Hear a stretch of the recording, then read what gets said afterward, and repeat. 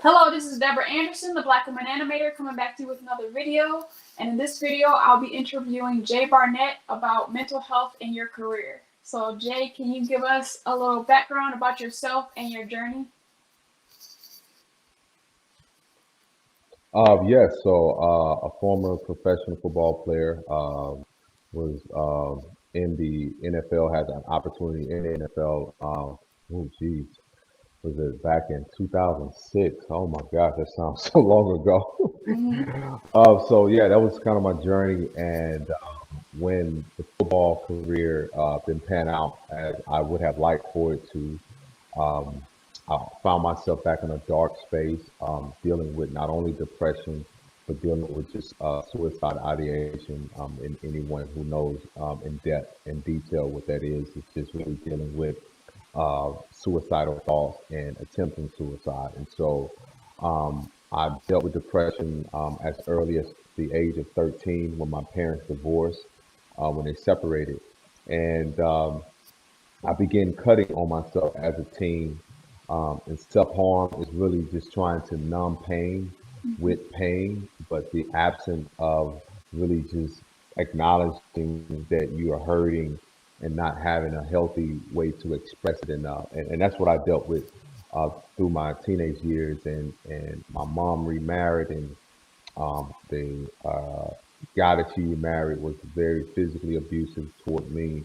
And so dealt with a lot of traumatic things in my adolescent years and formative years, and leading up to football and going through college and all those different things. And football had become my coping mechanism and become my outlet. And as many of us as athletes, we use sports as a way to get away from our problem. We use sports to escape. We use sports to kind of put our mind in a place of having to deal with, the issues at home, or the issues that, we are constantly harassed with on a day-to-day experience. And so when football didn't work for me, I found myself in this place or attempting suicide. And because I was so depressed, I didn't know what to do with my life. I didn't know who was I besides a football player. Many of us as athletes, we don't really explore any other skills that we may have or any other abilities, because football or basketball or baseball or pursuing anything, we become very laser focused, which is not bad, uh, but there can be some difficulty when things don't work out or the outcome is not what we would like for it to be. And for me, when I didn't get the outcome that I had worked hard for, that I prayed for, that I had dreamed about, and I found myself wanting to not live. And so that's what led to my first suicide attempt, and really just going through these transitions of just identity crisis. And because many of us, we often identify ourselves by what we do rather than who we are at our core. And that's what the big issue was within myself, is that I really didn't know who I was. And I spent some time just trying to figure that out. Started working with athletes so I can stay close to the game. Still had that passion and still had that desire. And as any of us as men, we always feel that we're superior within our athletic abilities, and you feel like you can always do it. And I think for me, at the close I got to 30, trying to figure out, should I give this a try again? And also, being battling with trying to uh, trying to discover new uh, levels of myself was also challenging. And then this led to my second suicide attempt. And by this time, I realized that I needed counseling, I needed to Mm-hmm. talk to somebody, and I needed to get some help. And so that kind of started my journey on mental health and counseling, and really taking a look within, really being reflective, not on football, but more on what happened that caused football to become everything to me. What were the things or the experiences or the events that took place in my life that made football holds such a huge space in my life. And for me, mental health is very important because we operate and function on three facets of life. We operate through our emotions, we operate through our mind mentally, and we also operate from a physical perspective, our well-being. So these three elements of the human um, body or the human experience is very important. And I truly think that mental health is very it's something that we haven't talked about, but now all of Hmm. a sudden it's beginning to really grow on many platforms because we have celebrities, we have athletes, we have people of influence that are really expressing and really sharing their stories and talking about the importance of mental health. So that's kind of how I got started on this journey. Hmm. There's an animated short called Dear Basketball that Kobe Bryant came out with, and I did a review of it on my YouTube channel, and through doing the research, I discovered, in the animated short, Kobe kind of goes through his journey to becoming an NBA star, and then it covers what do you do after you reached your ultimate dream. And so when you're working with these NFL players about like towards like after their career has ended, what are some things that you're having to help them deal with um, after they've reached their ultimate goal and now they have to enter their second act like Kobe was. He was trying to start an animation studio, trying to publish books and all this stuff. So what are the keys to them starting their second acts? I think the keys to them starting their second act is really just redefining their mission for life. Every phase you have to do some redefining and and go back and rediscover, and as we like to say, you have to reinvent yourself. And I think that's so important for many guys to be open to that process, to be very vulnerable to that process, because uh, the second act is not going to be how we've known life to be from the physicality of working out, training, eating right, practice, game day. It won't. And so you would have to reprogram your mindset to operate on a space where you want your physical attributes, or should I say your physical skill set, may not be needed for the second act. However, Mm-hmm. you can extract from the mental capacity that it took to be a pro athlete. You can most definitely insert that into your second act. So there in our industry there was a recent video where a young woman mentioned how she worked for Disney for 4 years and then she kind of got a reality check, and so there's some similarities between athletes and animation professionals where we kind of enter into this fairy tale land of what getting to our ultimate goal, whether that's working for Disney or Pixar or making it to the NFL, NBA, of like being on that one track, and then you kind of get punched with the reality once you get there. I'm not sure how many times athletes get punched with the idea that, oh wow, this is my dream, but this is a job. And so that's kind of the thing that she was going through, where we watch all these animated shows throughout our childhood and like, oh my gosh, I want to do animation, but then once you get in the industry, it's a job just like any other industry. So um, what are some tools that you can give people to deal with that, and some preventative measures of not ending up in this space where you're have these rose-colored glasses on and are not dealing with the reality of the situation? I think you can really, one of the tools I would say is really assessment. And Mm-hmm. to when I speak about assessment, is really just really taking a look at your life, where you are, what you're doing, and then how can you move beyond what you've done.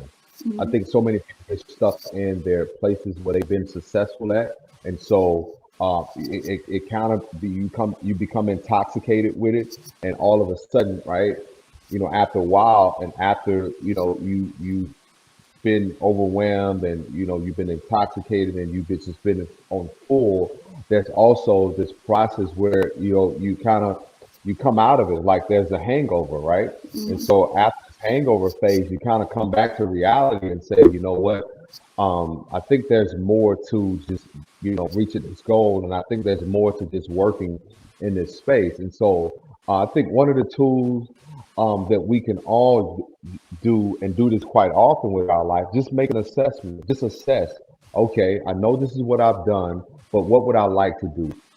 And I think it's important too to ask the questions like, what do you want the outcome to be? Many of us don't really ask that question. It's like, what is the desired outcome from all of our choices and decisions in life?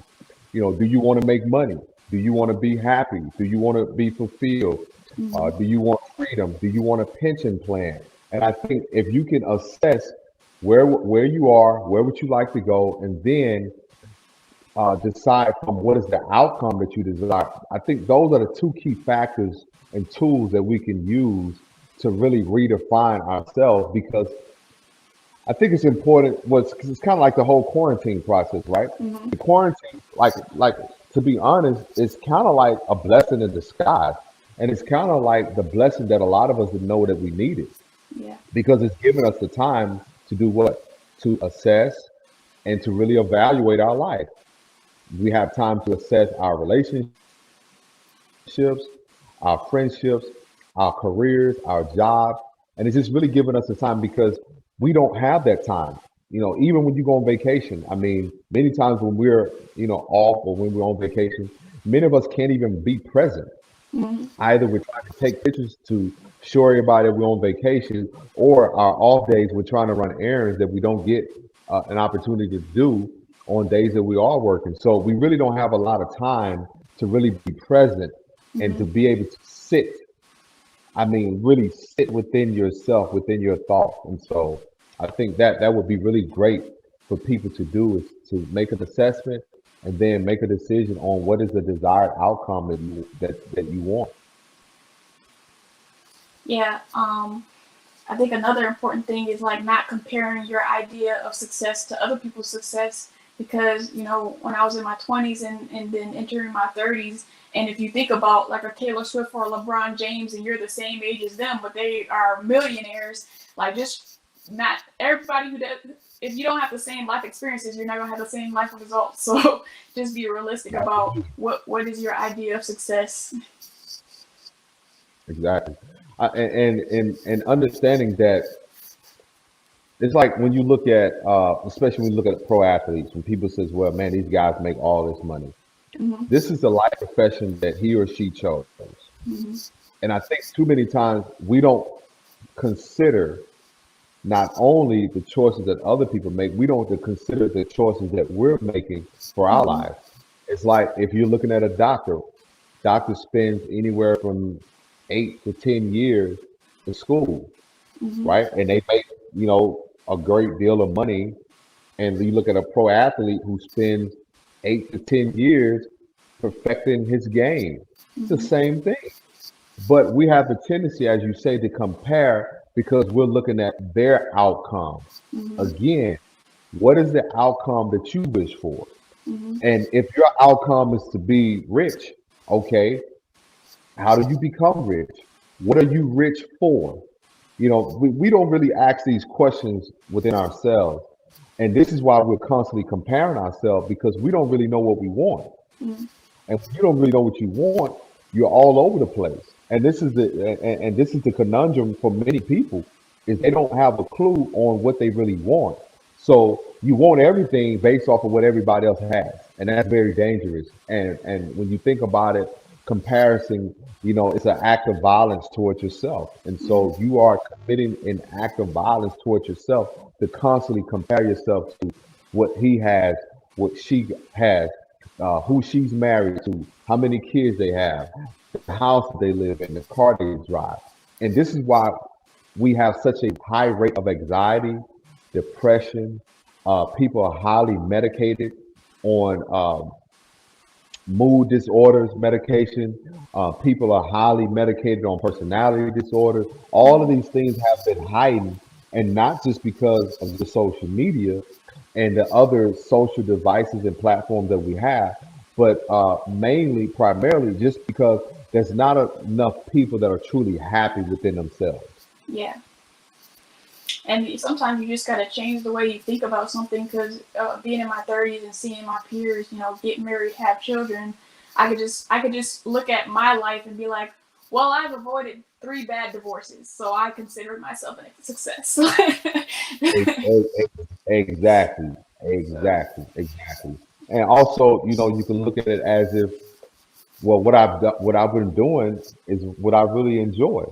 And hmm again, there's no reason to compare because if you really enjoy what you do, prayerfully or hopefully this, you meet someone that is compatible to not what you're doing, but to where you want to go and what you want to create for yourself, for your future family, and so on and so forth for your legacy.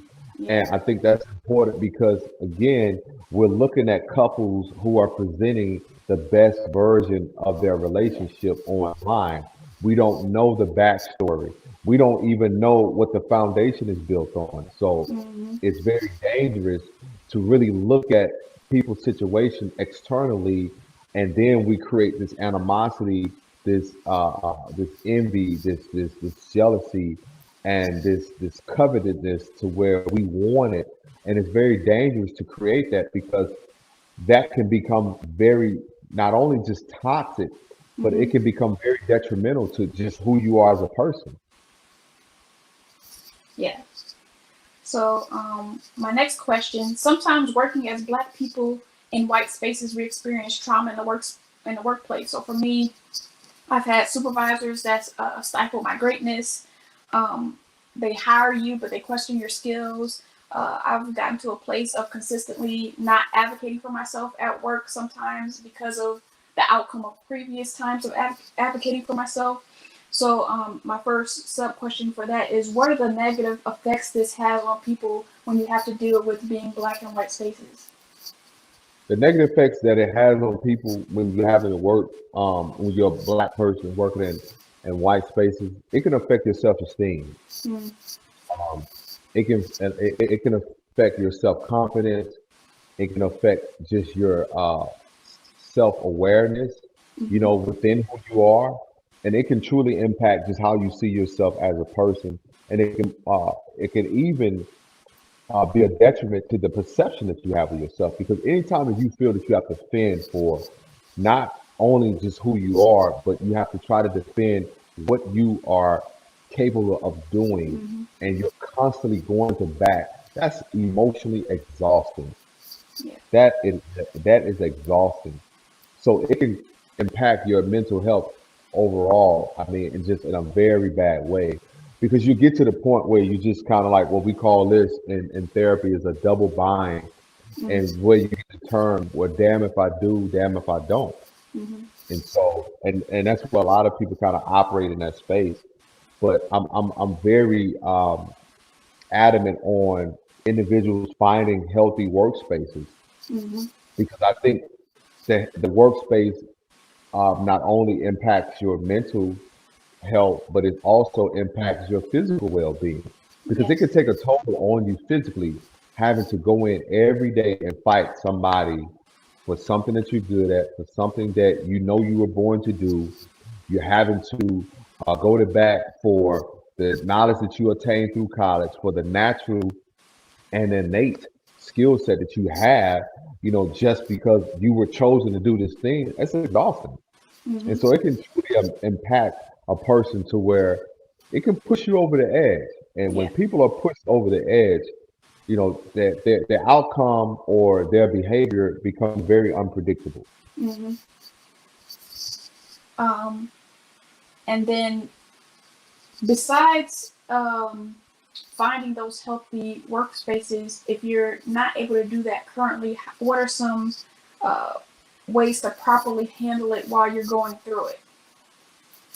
I think some of the ways to properly handle when you're in unhealthy workspaces, for one, find an outlet, hmm a coach, therapist, or counselor, somebody to really support you in how you feel, somebody to provide a safe space for you to express and to really vent and to really just throw it all on the table. That's important because sometimes even in the workplace, it's hard to really trust other individuals to Mhm. really share that information with. And so I think it's important for individuals who are in levels of stress or high stress levels job, is most definitely it's imperative that they have some form of civil service going on within their life to where I'm doing mental check-ins every other week, every 3 weeks. Mhm. I'm checking in with a mentor. You have to have someone that is allowing you to really talk about this experience. That way you're not internalizing and suppressing it. Yeah. I have a question that I got from someone else. Sometimes people have your coworkers don't have experience with Black people, and it can be frustrating. So, how do you choose the appropriate time to teach someone about their microaggressions or inappropriate comments? For example, if someone thinks something is a joke but you don't find it funny, how do you decide when it's your responsibility to teach someone, and particularly if it's a supervisor, because we can't address everything, but Mhm. sometimes it gets overwhelming and you feel like you have to address some things.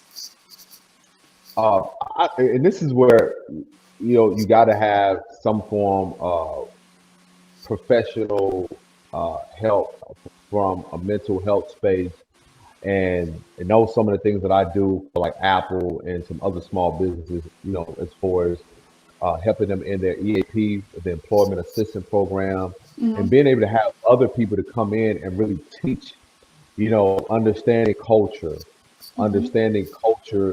appropriation, Mm-hmm. understanding, the differentiation between, what's uh, let's see, I want to see how I would say this. Just understanding how to really connect and relate to people who don't look like you, if I could just Mm-hmm. simplify it.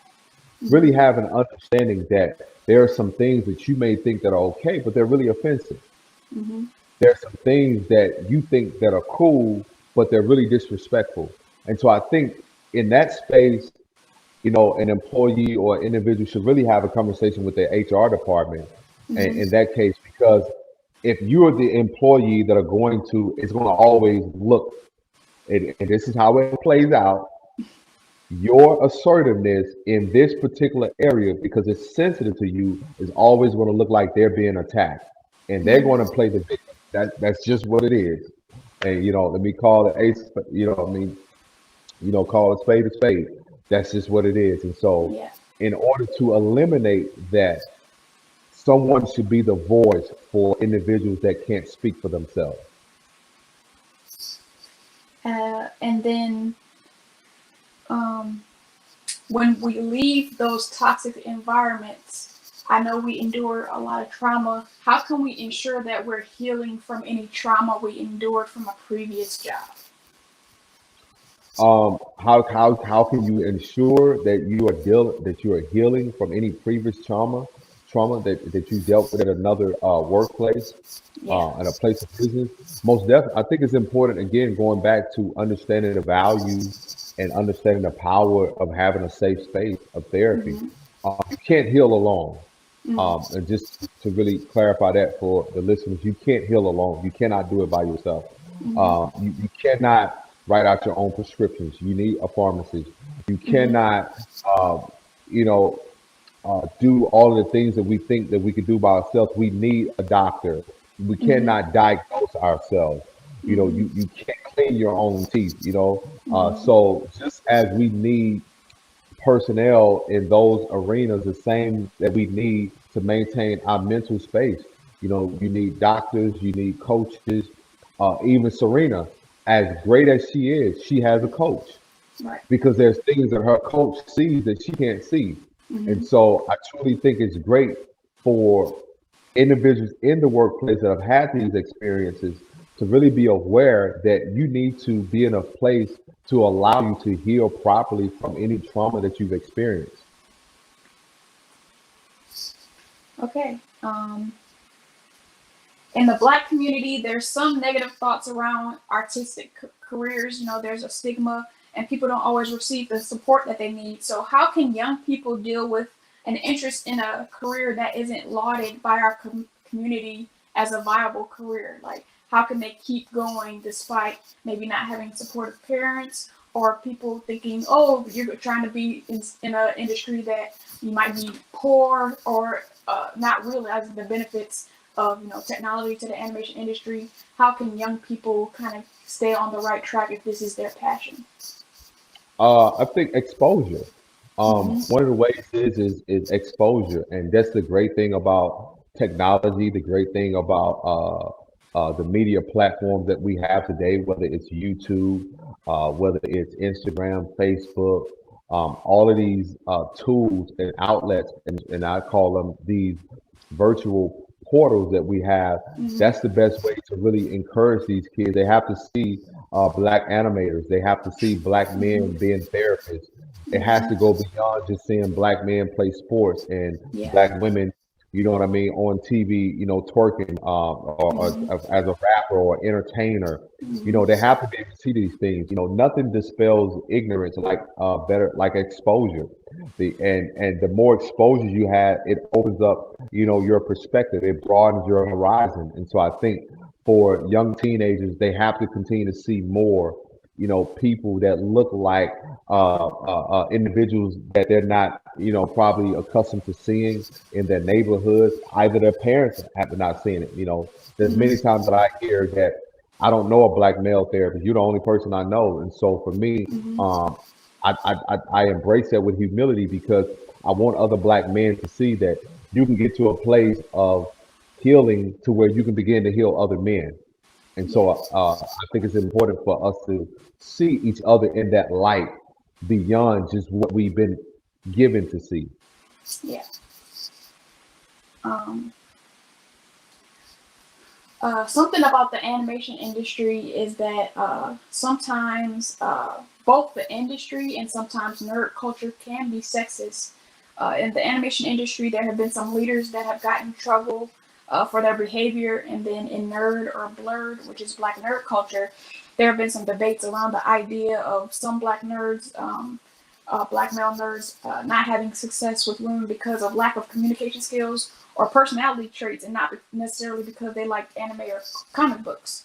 So, can you speak to how women can navigate sexism, and how men can examine themselves to see if their behavior is problematic?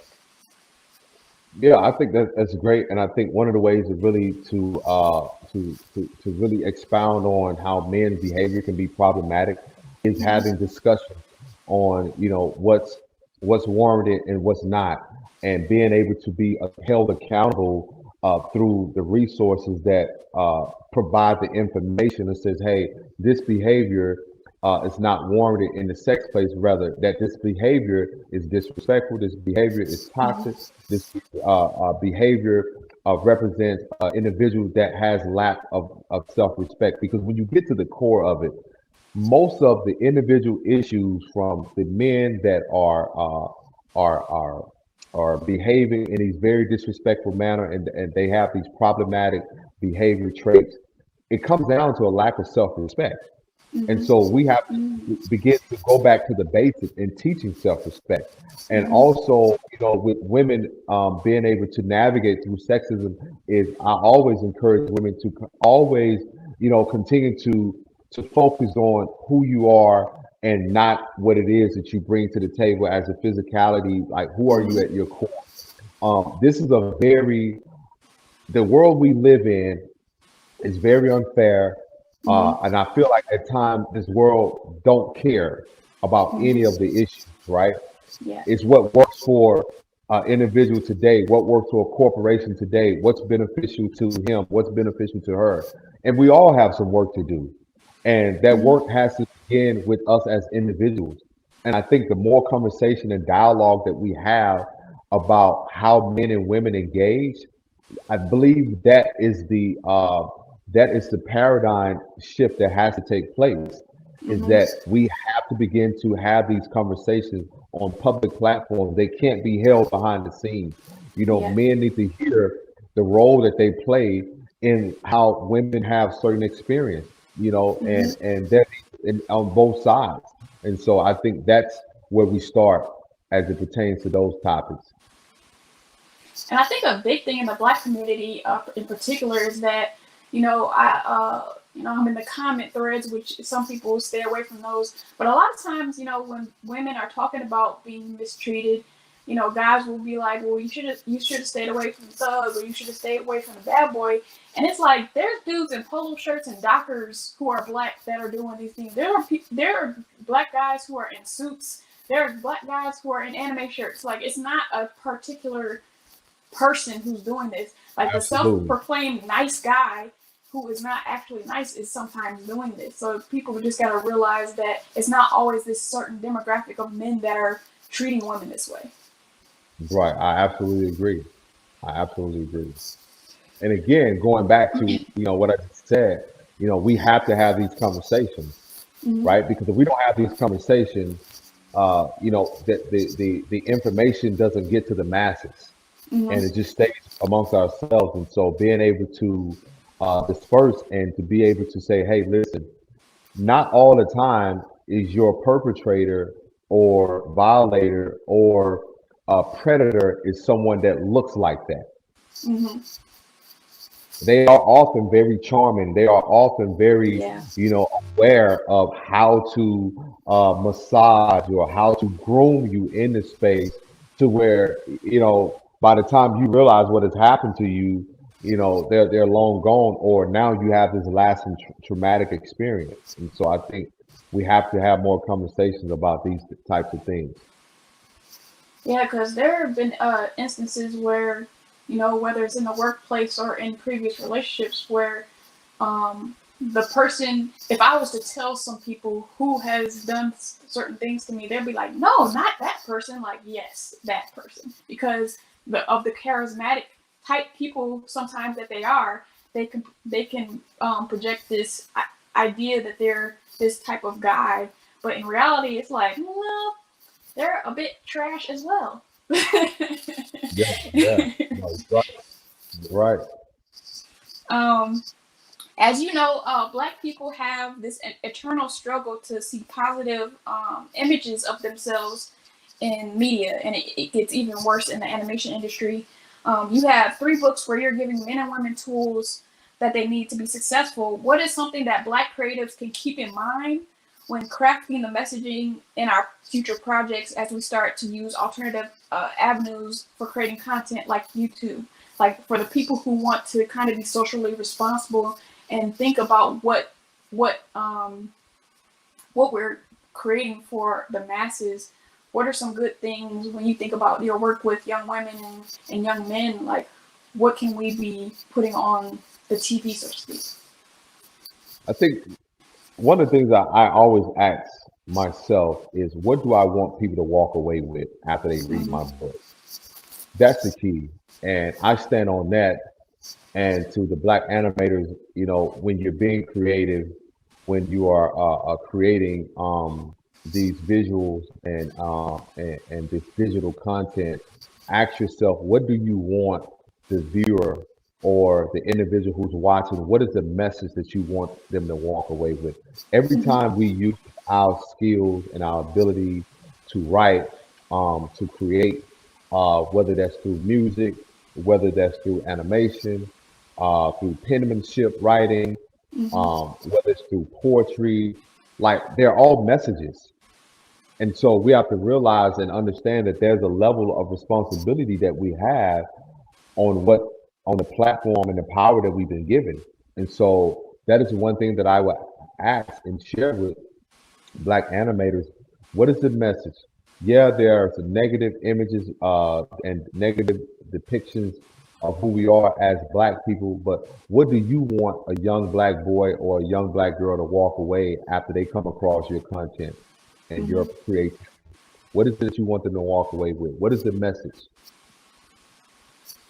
Thank you. Um, an idea I've thought about over the years is using animation for art therapy, and having young people use it to tell their stories. Particularly when I was living in New Orleans, with Hurricane Katrina, there's a lot of young people who, I mean, they've kind of grown up now, but that have had that trauma from experiencing those type of things. So, what are some benefits of healing through sharing in various ways, whether it be through art, music, animation, drawing? What are the powers of healing through sharing? I think the one of the powers of through sharing is and through art and through animation. Like I do play therapy with Hmm. Jenga games. I do play therapy through drawing, arts and crafts. I think one of the things is it helps kids to identify, to give Hmm. it a name, and that's one of the benefits because again, I may feel a lot of different things, and maybe animation helps me to articulate it better. Maybe Hmm. animation helps me to actually put a name to it.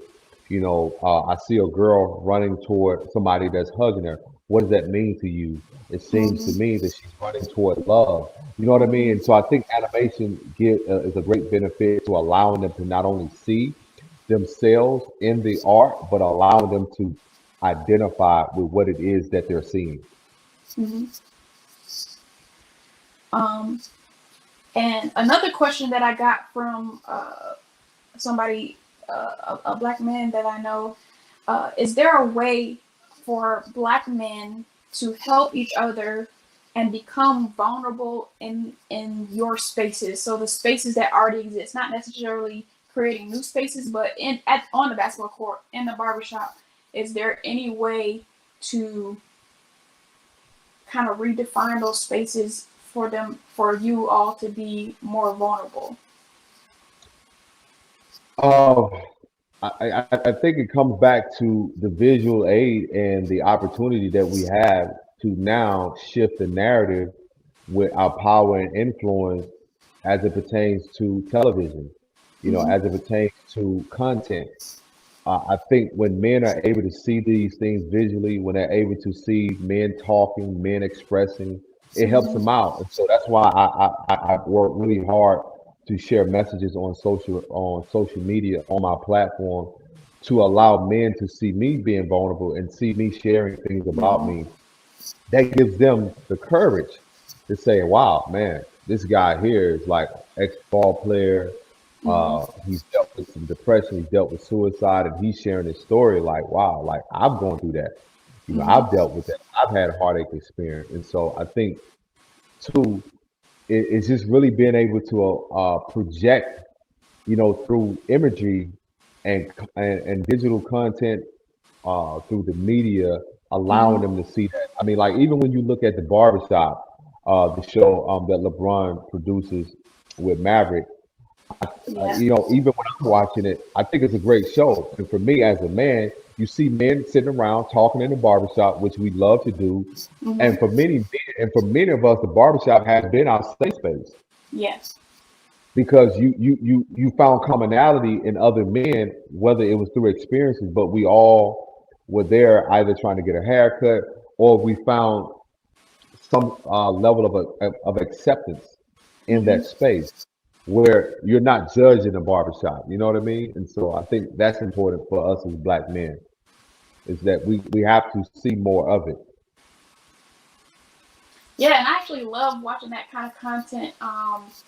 Because whether it's crazy or not, I've been trying to understand y'all, and so and so just to kind of see what you guys think unfiltered and just in a space with each other is pretty awesome. And even to go into creating your own spaces, I just read an article about the idea of, you know, guys, significant others having to take the brunt of emotional work because guy relationships aren't that close, and so sometimes they use their girlfriend or their wife as the kind of emotional dumping ground. And so the article goes into men's groups and like creating these men's groups where you can talk about your feelings. Maybe if you can't afford therapy, you can kind of create your own men's group and make it very specific and not just be talking about sports or anything, but make it about talking about your emotions and figuring out different things. No, I agree. Men group is necessary because again, the perception that we have of each other where there's a lack of trust. Hmm. You know, black women don't feel safe with black men, and black men don't trust black women. That's where Hmm. we are. And I think it's very unfortunate, but we've been led to believe that we are each other's nemesis. Hmm. And so we haven't been taught and had the ability to see each other as a safe space. Yeah. So when I'm with my sister, I like her, I love her, but I don't trust her. And Mm-hmm. I don't think it's from a place where I don't trust her like she's going to cheat or anything. I don't trust Mm-hmm. her enough to share all of me, Yeah. you know. And as women, we have to make sure that when we break through that barrier and get a guy to be vulnerable, to not like throw it back in their face at a later date, because that's the big thing Yeah, that is the cause yeah, of guys not opening up. yeah, yeah, yeah. You cannot take what I share with you and use it against me. Like you're gonna Hmm. lose me. Yeah, Yeah, immediately. yeah, yeah, immediately. Yeah. So, where can people find you, and where can people purchase your books? So all of my books, Hello King for young men, young black men, young white men, young orange men, brown men. It is a phenomenal book for men, period. Amazing book about my journey to redefining and to continue to understand what manhood is, but also I talk about the power of having a mentor. I mean, the value of having a mentor. Also talk about sexuality. I cover a lot of different topics in that book. Also, Letters to a Young Queen is for young ladies. It is a book on self love, self appreciation, self respect, self esteem, self confidence, just everything dealing with self. And so, all of these books can be found on Amazon, iTunes, Barnes and Nobles, and Kindle for those who still like the Kindle Mm-hmm. user. And my website is kjbcoaching.com, which is the initials to my name, King J Barnett Coaching.com. So Mm-hmm. kjbcoaching.com. So we have one-on-one sessions, we have group sessions, we have couple sessions. We're running a great special right now. 3 sessions for 250, and the Mm-hmm. reason it is counseling for those Mm-hmm. that look at the word coaching. We use coaching because I'm only licensed in the state of Texas. So Okay. technically and clinically, you can't practice in other states, but under the umbrella of coaching, we're able to do that and provide a service. Mm-hmm. And what are your social media accounts? My social media account, I'm sorry, is King J Barnett. King JayBarnett. I'm thinking about my website. King J, yeah, King J Barnett. Yeah, King J Barnett. Yeah, and that's on everything: Twitter, social, Instagram, Facebook, Mhm. all of that. So I hope that you have enjoyed this video. Please go follow Jay. And I want you to like so I know it's real, comment and tell me how you feel, subscribe to Seal the Deal, and sign up for post notifications to store your zeal. And I'll see you in the next video. Peace.